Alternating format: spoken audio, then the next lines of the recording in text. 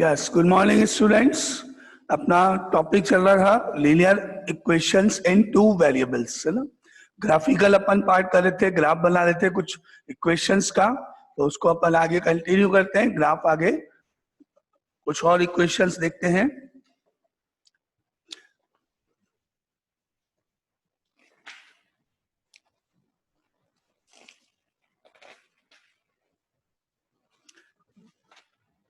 Last term पे अपन ने example number 4 last किया था, जिसमें दो ग्राफ बनाए थे एक ही पेपर पे और उनका कॉमन सॉल्यूशन फाइंड किया था। ठीक है, तो next is example number 5।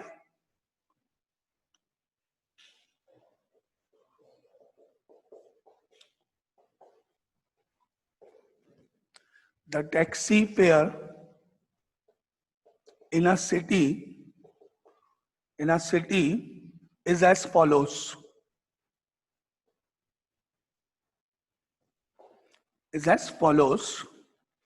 For the first kilometer,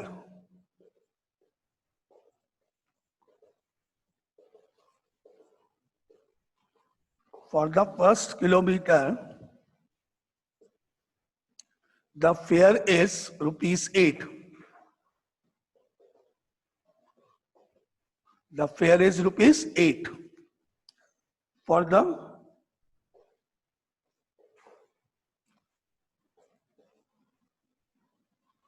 For the subsequent distance, it is ₹5 per kilometer. ₹5 per kilometer. Taking the distance covered as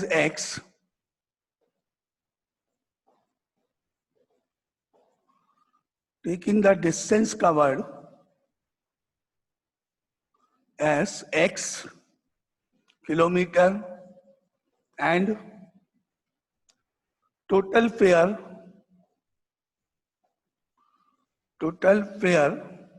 as ₹y. Write a linear equation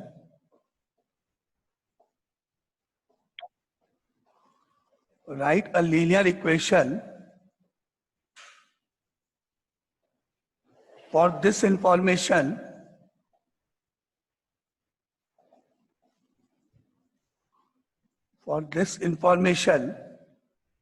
and draw its graph.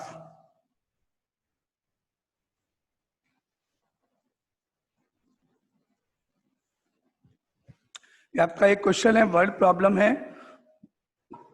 तो पहले अपन equation इसमें खुद form करेंगे, उसके बाद इसका graph draw करेंगे। क्या लिखा है क्वेश्चन में, आप पढ़ो। The taxi fare in a city is as follows. अगर आप टैक्सी हायर करते हो कहीं जाने के लिए, तो जो आपको फेयर पे करना पड़ेगा उसकी डिटेल नीचे लिखी हुई है। For the first kilometre the fare is ₹8। मतलब आपने टैक्सी हायर किया, आप टैक्सी में बैठे, टैक्सी में बैठने के बाद आप कितने डिस्टेंस ट्रेवल किया आपने? 1 किलोमीटर एग्जैक्टली। और 1 किलोमीटर के बाद आपने टैक्सी से उतर गए, आपका जो डेस्टिनेशन है वो आ गया जहां पर आपको जाना है। तो आपको जो पेमेंट करना पड़ेगा वो कितना होगा? फेयर ₹8। ₹8 आपका बिल आएगा। सपोज आप 1 किलोमीटर से पहले यानी हाफ किलोमीटर या 200 मीटर या आप टैक्सी में बैठे और बैठने के बाद वापस नीचे भी उतर गए, एक ऐसी एक एग्जांपल है नॉर्मल। मतलब जस्ट पास में भी गए, आपके जस्ट 2 कदम दूर भी गए, तो भी आपको ₹8 देने पड़ेंगे। फर्स्ट लाइन का मतलब ये नहीं कि अगर आप 1 किलोमीटर नहीं गए तो आपको 8 नहीं 7 6 नहीं, मिनिमम आपको ₹8 तो पे करना ही है, चाहे आप डिस्टेंस कितना भी ट्रेवल करो with in the limit of 1 kilometre. 1 kilometre तक, जैसे ही 1 किलोमीटर आपका आगे जाएगा तो वो चल जाएगा। अगर आपको मालूम है तो जनरली जो टैक्सीज होते हैं, ऑटो वगैरह होते हैं जो बड़ी सिटीज में, उनमें मीटर लगे होते हैं साइड में। तो जब आप टैक्सी में बैठते हो तो मीटर को ऑन करता है, फिर वो मीटर किलोमीटर को रीड करता जाता है, उसमें किलोमीटर शो होते जाते हैं जितना जितना ऑटो चलेगा, 1 kilometre 2 kilometre and so on. फिर वो किलोमीटर की जो रेट लिस्ट जो गवर्नमेंट प्रेस्क्राइब करती है, उस रेट लिस्ट से मान लो आपने ट्रैवल किया 5 किलोमीटर आप गए, तो उसमें सारी रेट्स लिखी होती है, फर्स्ट किलोमीटर के लिए इतना, बाकी इतना जैसा है। तो उसके हिसाब से कैलकुलेट करके आपको अमाउंट बता देता, भाई आपका फेयर इतना हुआ। तो उसमें क्या होता है, आपको डिस्कस नहीं करना पड़ता बैठने से पहले कि भाई मुझे यहाँ से मान लो कहाँ जाना है, कॉन्वेंट स्कूल जाना है, अलवर गेट जाना है, वैशाली नगर से कितने पैसे लेगा, ऑटो वाले से पूछना पड़ता है अपने को। तो बड़ी सिटीज में ये दिक्कत नहीं है, वहां बैठो, एक नॉर्मल जो गवर्नमेंट के द्वारा प्रेस्क्राइब चार्जेस है वही लगेंगे वहां पे आपको, है ना। तो टीचिंग वाला या उस तरह का ज्यादा लेने वाला काम वहां नहीं है। तो सेम उसी तरह विद इन 1 किलोमीटर लिमिट आप जितना भी ट्रेवल करोगे 8 रुपीज देने। अब सपोज आप गए 1.5 किलोमीटर, तो कितना अमाउंट देना पड़ेगा, 8 रुपीज तो देने पड़ेंगे 1 किलोमीटर के लिए। और जो नेक्स्ट किलोमीटर स्टार्ट हुआ उसमें आप चाहे 1 किलोमीटर एग्जैक्ट जाओ तो 1 से कम जाओ, आपको देने पड़ेंगे ₹5 पर किलोमीटर। फिर उस केस में यानी आपको टोटल अगर आप 1.5 ट्रेवल करते हो 1.5 किलोमीटर, तो आपको क्या देना पड़ेगा, 8 रुपीज प्लस 5 किलोमीटर 5 रुपीज और नेक्स्ट 0.5 किलोमीटर 13 रुपीज देने पड़ेंगे। सिमिलरली अगर आपने सपोज करो 2.8 किलोमीटर ट्रैवल किया, तो आपको कितना अमाउंट देना पड़ेगा, कौन बताएगा। तो 18 रुपीज। कैसे कैसे कैलकुलेट करा आपने 18, वो एक्सप्लेन करोगे। सर 2 किलोमीटर 1 किलोमीटर 8 रुपीज और उसके बाद सर 2 किलोमीटर और यस, तो 5 इसको and 5। इसको आप राउंडिंग ऑफ में 3 किलोमीटर एज्यूम करो। अपना क्वेश्चन में पॉइंट्स की वो नहीं है, लेकिन एक मिनट, इसको आप राउंडिंग ऑफ में 3, क्योंकि चाहे आप 1.1 किलोमीटर जाओ, चाहे 1.2 किलोमीटर जाओ, चाहे 1.3 किलोमीटर जाओ, आपको पैसे 2 किलोमीटर के लिए काउंट करेगा। तो उसको आप 3 मानो और 3 को ऐसे डिवाइड करो, 1 अलग 2 अलग। ये तो फर्स्ट किलोमीटर, ये रिमेनिंग, यहाँ 8 रुपीज देने, यहाँ 5 रुपीज की रेट से 2 into 5 रुपीज की रेट से टोटल 10 + 8 18 रुपीज देने। इस तरह से पेयर कैलकुलेट हो रहा है ना। एक और अपन देखते हैं कि अगर मान लो सपोज आप राउंड में लेते हैं, सपोज आपने 6 किलोमीटर डिस्टेंस ट्रैवल किया, तो आपको पेमेंट कितना करना पड़ेगा 6 किलोमीटर के लिए।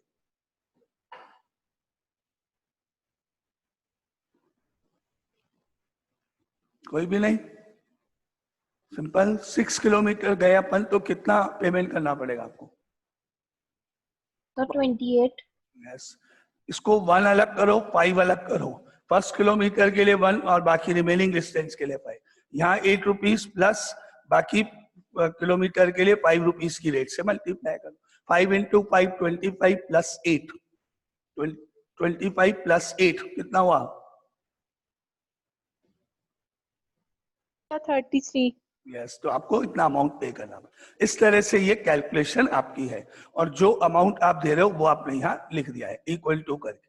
अब आप इस लॉजिक को ऊपर अप्लाई करोगे ना, for the first kilometre the fare is ₹8 and for the subsequent distance it is ₹5 per kilometre, taking the distance covered as x kilometre. आपने ये मान लो कि आप x किलोमीटर आपने ट्रेवल किया, x किलोमीटर। ये एग्जाम्पल देखना, जैसे आपने बोला 6 किलोमीटर उसने ट्रैवल किया, तो अभी आपको मैं बोल रहा हूं x किलोमीटर उसने ट्रैवल किया, तो जो टोटल अमाउंट आपको पे करना पड़ा वो y रुपीज है। जैसे मैंने आपको बोला टोटल फेयर 33 रुपीज पे हो रहा है। तो एक बार आपको मैंने ये सामने लिखा है लाइंस, आप में से खुद एक बार कोई ट्राई करके अगर इसका आंसर बताना चाहता है तो 2 मिनट 5 मिनट आप बता सकते हो। अब स्टार्ट करो, अगर किसी को इसकी क्वेश्चन बनाना आता है तो स्टार्ट।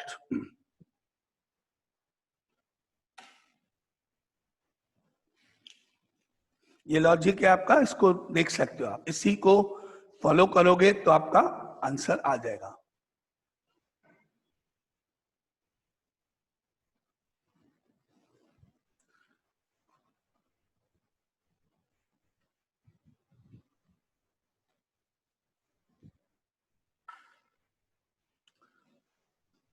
देखो अपने पास टोटल जो डिस्टेंस ट्रेवल है वो कितना है, total distance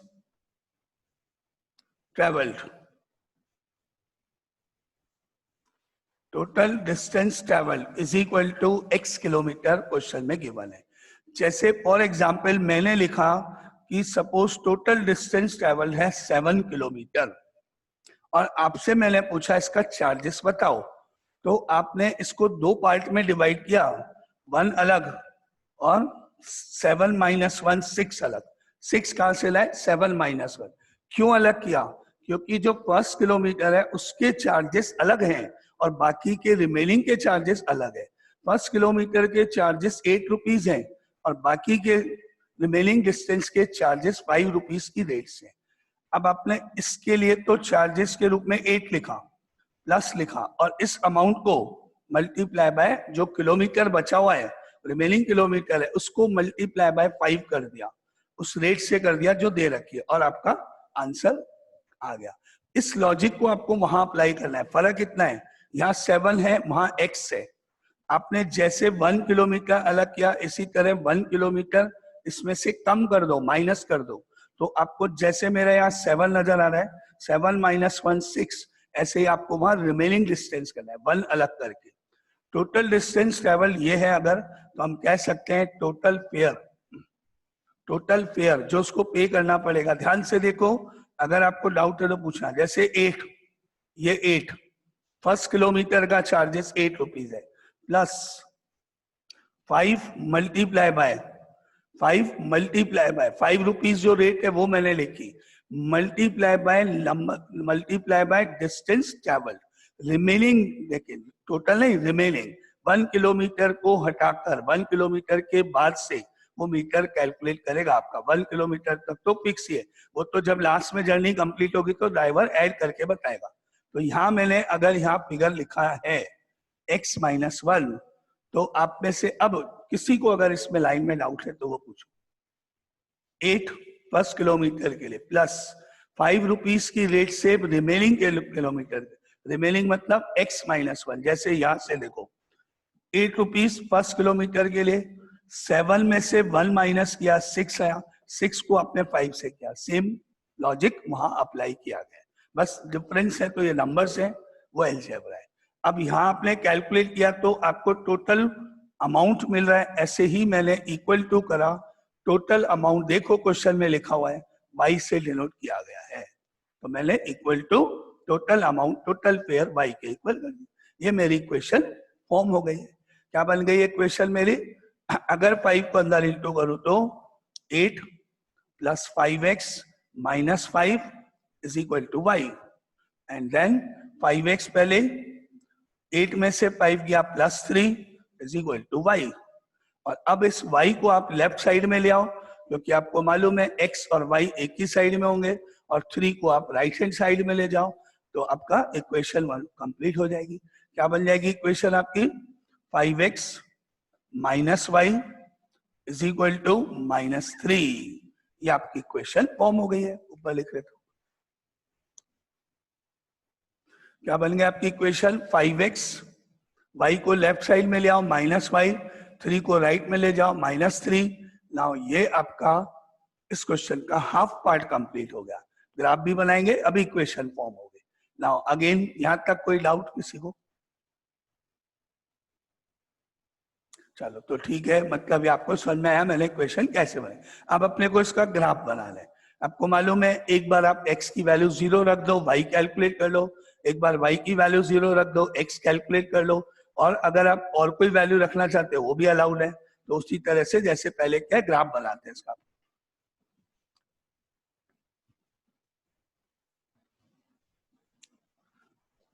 now suppose x equal to 0,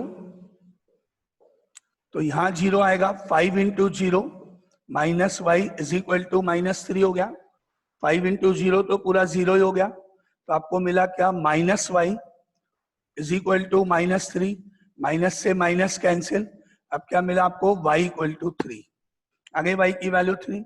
अब आपने एक बार अगर y 0 रखा तो आपको मिला 5x minus 0 is equal to minus 3। अब क्योंकि ये 0 है तो इसको तो आप हटा दोगे, क्या बच गया? 5x is equal to minus 3 हो गया।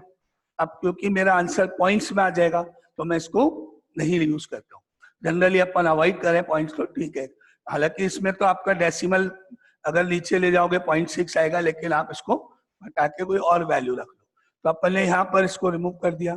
अब अपन सपोज x की जगह पर कोई वैल्यू रख देते हैं, 1 मान लो, x इक्वल टू 1, तो 5 into 1 minus y equal to -3। अब 5 को 1 से इंटू करने पर 5 हो गया, माइनस वाई इक्वल टू -3। अब आप इस 5 को राइट साइड में ट्रांसफर करोगे तो minus y is equal to -3 -5, -3 -5 add होके कितना हो गया, -8 हो गया। और दोनों साइड से माइनस अगर आपने कैंसिल किया तो आपको y की वैल्यू मिलेगी 8। ये हो गया आपका वैल्यूज कंप्लीट। अब आप एक टेबुलर फॉर्म में इसको लिख लो इस तरह से, x एंड y। x की वैल्यू 0 आपने निकाली रखी थी, y की वैल्यू 3, y की वैल्यू, x की वैल्यू आपने 1 रखी थी, y की वैल्यू 8। ये आपके 2 पॉइंट्स हो गए। अब अपन इनको ग्राफ पे प्लॉट करेंगे। बोलो यहां तक कोई डाउट है किसी को? पॉइंट्स निकालने आते हैं सबको, है ना? अब अपन चलते हैं इनको प्लॉट करने के लिए ना। तो आपकी टेबल यहाँ है, x यहाँ, y यहाँ, x की वैल्यू 0, y 3, x की वैल्यू 1, y की वैल्यू 8। ये आपके पॉइंट्स हैं। अब आ जाओ ग्राफ पेपर पे। ये आपने बनाई 4 lines, x axes, y axes, ये x, ये o, ये x डैश, ये y, ये नीचे y डैश। अब आपने मार्क करना है पॉइंट नंबर 1, 0,3।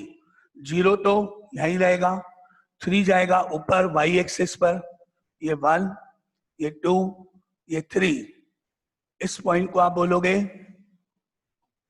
0,3। अब आपको जाना है x पे तो 1, सपोज यहाँ x पे 1, y पे 8 ऊपर, y पे 8 ऊपर, 8 चले ऊपर, 3 ये रहा, सपोज 4, 5, 6, 7 एंड 8। ये आपका 8 है, सपोज 1 2 3 4 5 6 7 8, 1 2 3 4 5 6 7 8। ठीक है, तो ये आपका 8 हो गया। यहां से आप चले 1,8, यहां आ गया, x पे 1, y पे 8, ये 1 एंड 8 हो गया।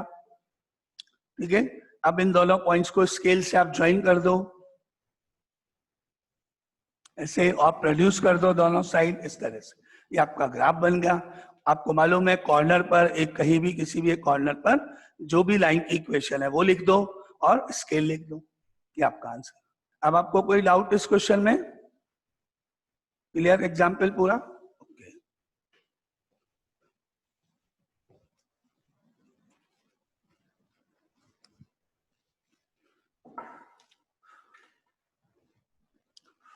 नाउ आगे अपन मूव करें नेक्स्ट क्वेश्चन पर। ये एग्जाम्पल 5 था आपका। Similarly next example number 6, word problem again.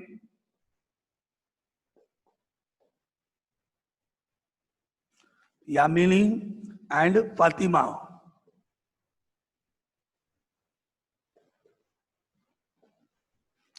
Two students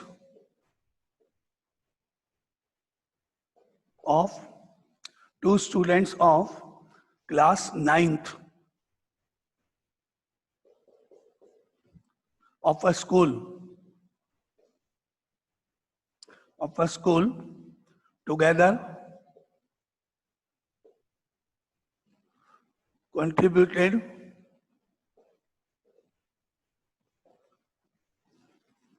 ₹100 towards the Prime Minister Relief Fund.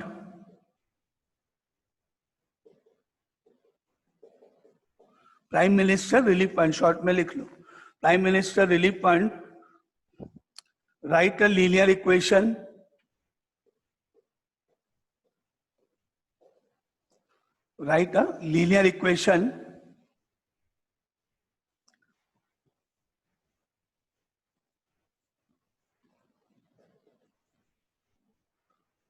which satisfy this data and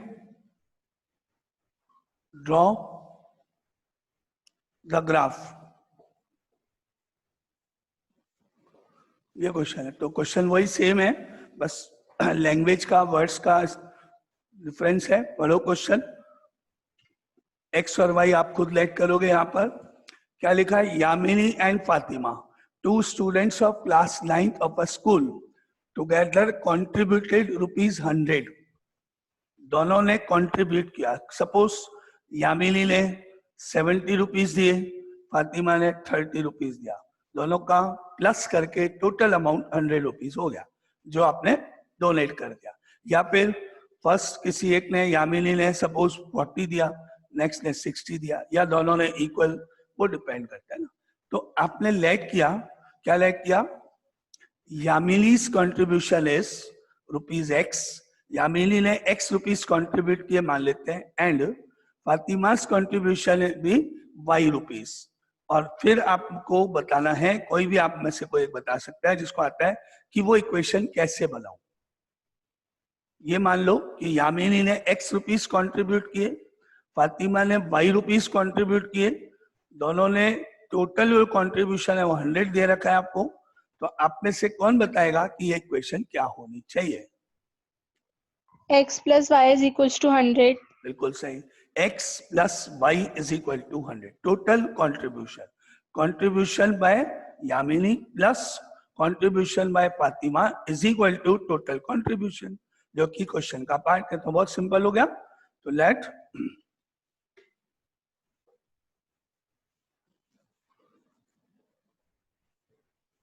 Yamini's contribution be X rupees and Fatima's contribution be Y rupees. Now therefore total contribution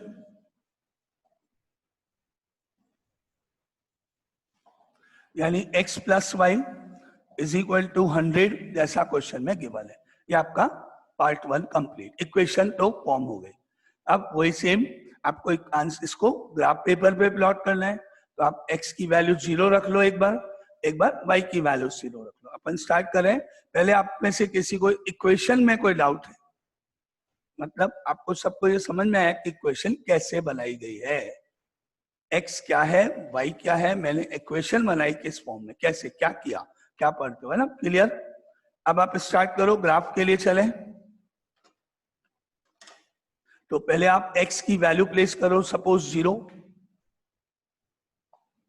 ये हो गया 0 plus y is equal to 100, therefore y equal to 100।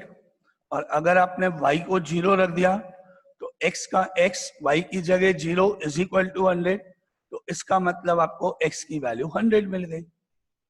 Now again यहां तक कोई doubt? ये values निकालने में कोई डाउट या इक्वेशन बनाने में कोई डाउट? अच्छा, अब अपन इसको प्लॉट करने जा रहे हैं ग्राफ पेपर पे ना। यहां ऊपर अपन एक टेबुलर फॉर्म में इनको लिख दिया। ये x इज इक्वल टू, ये y इक्वल टू। आपने देखा x जब 0 था तो y 100 था, और जब y 0 था तो x 100 था। ये आपने यहाँ पे लिख दिया। अब अपन ने ग्राफ बनाना है तो ड्रॉ करी, एक्सिस बनाई, ये एक्सिस बनाई, ये x पॉइंट लिखा, O है, x डैश है, y है, y डैश है। अब क्योंकि आपको मालूम है 100, तो आप इस लाइन पे कहीं भी 100 तक तो जा नहीं सकते। 1 2 3 4 करके 100 तक कैसे जा सकते हैं अपन? इतनी तो स्पेस ही नहीं होती अपने पास। तो अपन ने स्केल एज्यूम करा। डिफरेंस जो है 1 सेंटीमीटर का जो गैप होता है आपके ग्राफ पेपर में, उस डिफरेंस को मैं कुछ भी एज्यूम कर दूंगा। जैसे 10 के मल्टीपल्स ले लोगे, 10 20 30 इस तरह से ग्राफ पे मार्क कर लो, क्योंकि 10 कॉलम्स तो उसमें होते हैं। और आप बस ऐसे नहीं लो कि 25 50 75 100 हो गया, तो आपका बाकी का ग्राफ पेपर पूरा खाली चला जाएगा। मतलब आप अगर ऐसे ले रहे हो, सपोज करो ये 25 50 ऐसे करके 100, तो यहाँ खत्म हो गया, बाकी सब ब्लैंक चला जाए। तो आपकी लाइन जो है वो इस तरह छोटी सी बन जाएगी, अभी बनाएंगे। और 100 अगर यहाँ कहीं गया लास्ट में आपका, तो आपकी लाइन ऐसे बन जाएगी।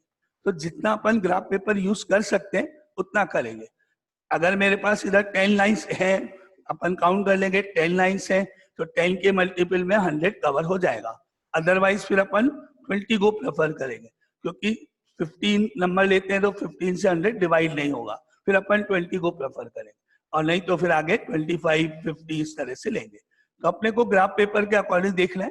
अगर ग्राफ पेपर पे इस साइड में आपके पास कितना है 100 तक आ सकता है तो अपन 10 का मल्टीपल है, अदरवाइज 20 का। ठीक है,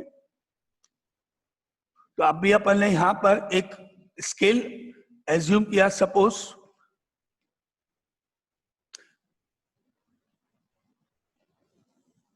सपोज यहाँ 20 है, यहाँ 40 है, यहाँ 60 है, यहाँ 80 है और यहाँ 100 है। सपोज 20 का मैंने स्केल ले लिया ना, लास्ट वाला 100 है आपको। ठीक है, अब इसी तरह यहाँ पे मैंने ऊपर 20 लिया, 40 लिया, 60, 80 एंड 100, ये इस तरह से स्केल ले लिया।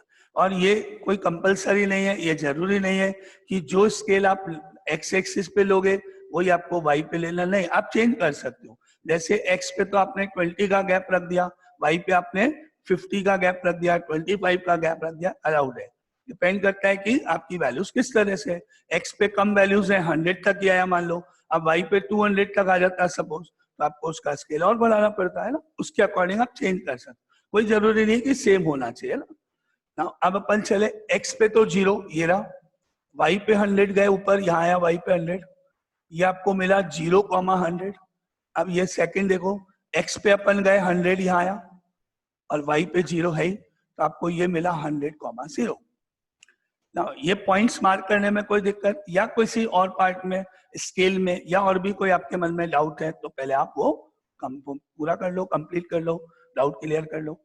नहीं क्लियर है सब कुछ यहाँ तक? अब अपन इन लाइन को ऐसे ड्रॉ कर देते हैं, ये लाइन को ऐसे ड्रॉ कर देते हैं। इसके ऊपर कॉर्नर में अपनी जो इक्वेशन थी वो लिख दो कहीं भी, x + y = 100। ये आपका ग्राफ कंप्लीट और क्वेश्चन कंप्लीट। बस स्केल लिखना बाकी है, स्केल लिखना पड़ेगा आपको। तो ऊपर टॉप में अपन स्केल लिख देते हैं यहाँ पे कहीं भी, x axis 1 centimetre = 10 units and y axis 1 centimetre = 10 units, sorry 20 लिया ना, 20 यूनिट्स, 20 यूनिट्स, ये आपका आंसर। अब आपका क्वेश्चन कंप्लीट है। अगर आपको कोई डाउट है आप क्लियर करो वापस। इक्वेशन खुद बनाई अपन ने और उसके बाद उसका ग्राफ बनाया। Any doubt? चले आगे। क्लियर यहाँ तक? कोई डाउट नहीं? ये क्लियर आपको सबको? आगे मूव कर सकते हैं? ओके, चलो नेक्स्ट क्वेश्चन पे मूव करते हैं।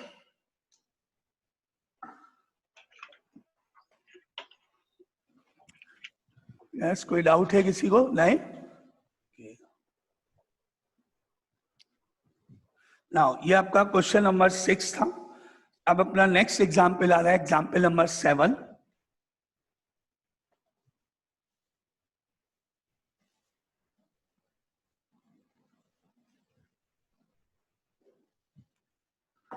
Now, example number 7.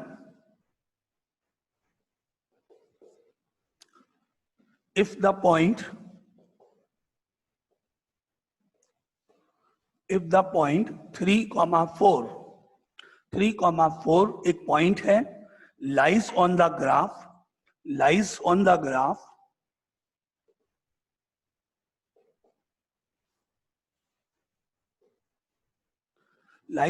graph of the equation of the equation 3y = ax plus 7. Find the value of a.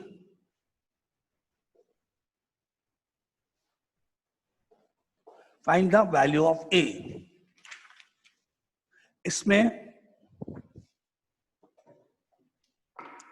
इसमें क्वेश्चन में आपको ग्राफ नहीं बनाना है, बस केवल आपको ए की वैल्यू फाइंड करनी है। एक पॉइंट आपके सामने ऊपर 3,4, और ये पॉइंट इस लाइन पे लाई करता है। जब आप इस लाइन को ड्रॉ करोगे, इसका ग्राफ बनाओगे, तो जो ग्राफ बनेगा उस ग्राफ पे उस लाइन के ऊपर ये पॉइंट है। इसका क्या मतलब होता है कि अगर ये पॉइंट उस ग्राफ पर है, उस लाइन के ऊपर लाई कर रहा है, तो इसका क्या मतलब है, क्या मीनिंग, क्या फायदा, क्या कहना जा रहा है क्वेश्चन? कोई एक्सप्लेन कर सकता है मीनिंग इसका? सर इसमें y की वैल्यू 4 है और x की वैल्यू 3 है। यस, बिल्कुल सही, करेक्ट आंसर, करेक्ट, बिल्कुल सही। ये पॉइंट आप देख रहे हो, अगर ये इस ग्राफ पर है, इस लाइन पर है, तो इसका मतलब यह है कि इसके जो कोऑर्डिनेट्स हैं, आपको मालूम है ये x कोऑर्डिनेट कहलाता है, ये आपका x कोऑर्डिनेट कहलाता है, और वो आपका y कोऑर्डिनेट कहलाता है। x कोऑर्डिनेट का मतलब हो गया आपको इनडायरेक्टली x की वैल्यू दे रखी। जो भी पॉइंट आपको गिवन होंगे, मोर देन वन, एक से ज्यादा, एक, दो, तीन, जितने भी पॉइंट्स आपको क्वेश्चन में गिवन होंगे, अगर वो पॉइंट इस लाइन पर या इसकी लाइन के ग्राफ पर इसके उस पर लाई करते हैं, तो इसका मतलब क्या है कि उनमें जो x की वैल्यू होगी और जो y की वैल्यू होगी कोऑर्डिनेट के हिसाब से, वो आप इसमें रख सकते हो। मतलब आपको मालूम है कि इस इक्वेशन में आप x की जगह 3 रख सकते हो, y की जगह 4 रख सकते हो, ये इसका मतलब है। अगर मैं बोलता हूं कि कोई particular point lies on the line है, इसका मतलब उस पॉइंट का x कोऑर्डिनेट लाइन की इक्वेशन में x की जगह रख दो, उस पॉइंट का y कोऑर्डिनेट लाइन की इक्वेशन में y की जगह रख दो, ये मतलब है, बस सिंपल। तो मैंने यहाँ पे लिखा, ऐसे लिखो, because point 3,4 lies on the graph या on the line 3y is equal to ax plus 7। ये मैंने क्वेश्चन की लाइन यहाँ पे लिखी। उसके बाद मैंने कहा देयरफॉर, ये 3 तो हो गया x की वैल्यू 3 है and y is equal to 4 है। इसके बाद मैंने कहा इसका मतलब जो निकाला अपन ने, जो अपने पढ़ा, कि ये इसकी मीनिंग होता है, x की जगह हम 3 रखने जा रहे हैं, y की जगह हम 4 रखने जा रहे हैं। नाउ दैट इम्प्लाइज, अब 3 का 3 ब्रैकेट में 4 इज इक्वल टू a का a, x की जगह 3 और लास्ट में प्लस 7। x की वैल्यू 3 और y की वैल्यू 4 रख दिया अपन ने। अब मैं इसको कैलकुलेट करने जा रहा हूँ, सिंप्लीफिकेशन करना है। तो मैंने 3 और 4 का तो प्रोडक्ट किया, 12 हो गया, 3 और a का प्रोडक्ट किया, 3a हो गया, 7 का 7 आ गया मेरे पास। ठीक है, यहां तक कोई डाउट? अब मैं इस 7 को लेफ्ट साइड में अगर ले जाऊंगा, तो 12 माइनस 7 इज इक्वल टू 3 हो गया।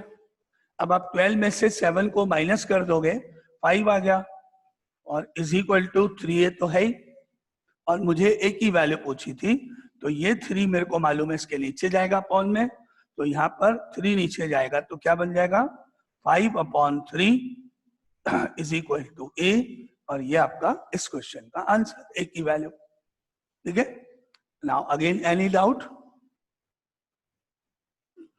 क्लियर? ग्राफ वगैरह कुछ नहीं बनाना है, बस आपका मैथ। चले आगे, नो डाउट? तो आपका एग्जाम्पल हो गया 7।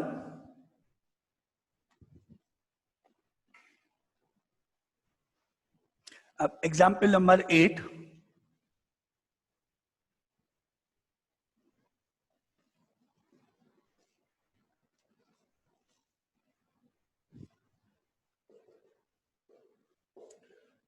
give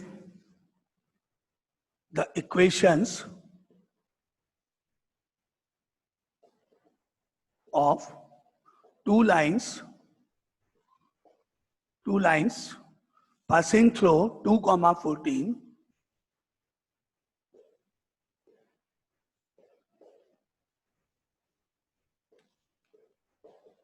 2,14, how many more such lines are there? How many more such lines are there?